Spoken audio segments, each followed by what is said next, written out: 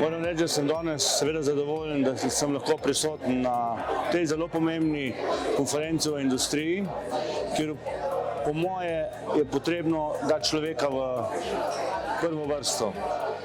Brez človeka danes industrije in rezultatov seveda ni, zato ga je treba na nek način ceniti in mu postaviti pogoje, da bo lahko, razvijal svoje talente. Na vladi pa je potrebno narediti, sprejeti nekatere ukrepe, da bomo talente, ki jih imamo v Sloveniji, na nek način obdržali, da bomo pridobili nove talente z spodbudnimi, davčno spodbudo in pa predvsem z drugo zakonodajo, ki bo dala industriji, kar je pa zelo pomembno, na nek način predvidljive pogoje.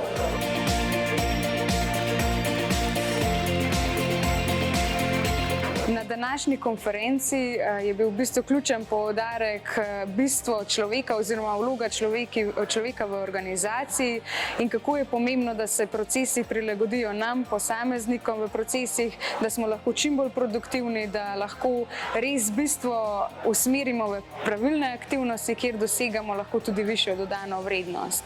Digitalizacija naj bo orodje, mi kot ljudje pa imamo v možganih tisto znanje, ki lahko v bistvu doseže tisti potencial, ki ga nosimo.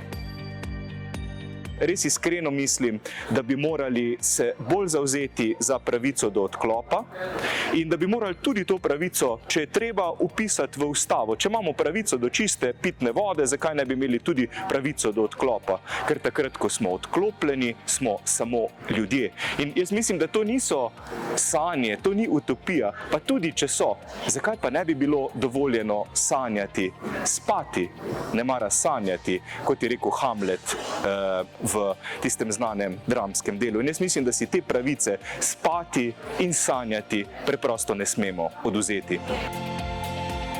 Današnji dogodek Človek, srce industrije je, mislim, da je nekako prinesel v ospredje in ozavestil kar veliko stvari. Kot je voditelj Jure Longika rekel, on je pričakoval, da bomo mi danes govorili samo o robotih, pa avtomatizaciji, pa industriji 5.0, ampak ja, ugotovili smo, da je umetna inteligenca, roboti, avtomatizacija tisto, kar nas podpira, kar nam omogoča večjo produktivnost, da pa za preboj do te dodane vrednosti 100.000 evrov je pa treba gotovo v središče postaviti človeka.